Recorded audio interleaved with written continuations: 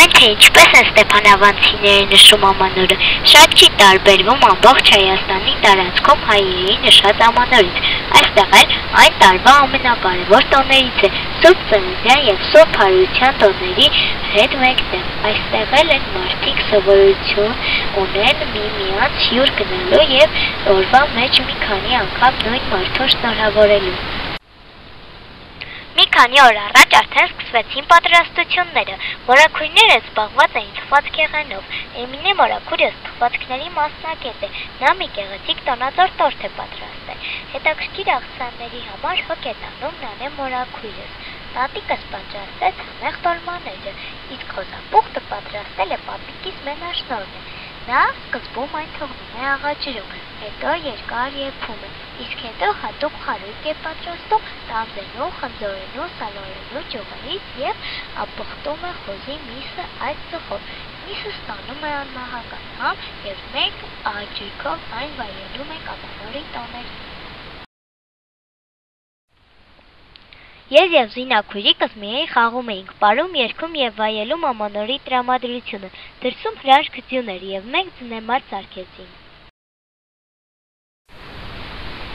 Ամանորի գիշերը ձմեռ պապը մեր նվերները դրել էր պատշգամբում, գեղեցիկ զարդարված տոնածառի ճյուղերի տակ, ես և Զինան գտանք նրանք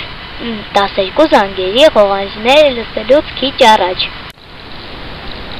Տատիկս պատրաստել էր նաև տարի գաթա, մենք այն բաժանեցինք 10 մասի, իսկ դե հատիկը բաժին հազավ մայրիկից, հետո մենք այցելեցինք մյուս տատիկից, իսկ այնտեղ գաթայի հատիկը վերջապես գտա ես, ինչի մասին այդքան երազում էի։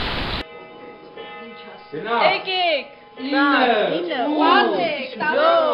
6, 5, 4, 3, 2, 1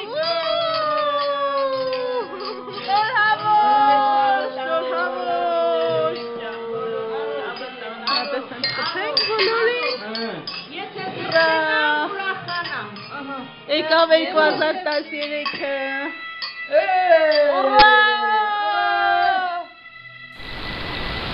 Մենք գնացինք նաև գյուղ Ուռուտ, շնորհավորելու մեր փարազատներին, այնտեղ շատ խաղացինք, համտեսեցինք անուշահամ խորոված, տեսանք ջերմակ նապաստակներին, ես շատ եմ սիրում գյուղ այցելելը, թե ամռանը, թե ձմռանը, այնտեղ միշտ հետաքրքիր է։ Ստեփանավանը այս տարի այնքան գեղեցիկ էր զարդարված, որ մեր հարևան հրապարակում զբոսնելիս ցուրտը չէինք էլ նկատում։ Ամանորի տրամադրությունը փոխանցվում էր բոլոր անցորդներին և զբոսանքի դուրս եկած մարդկանց։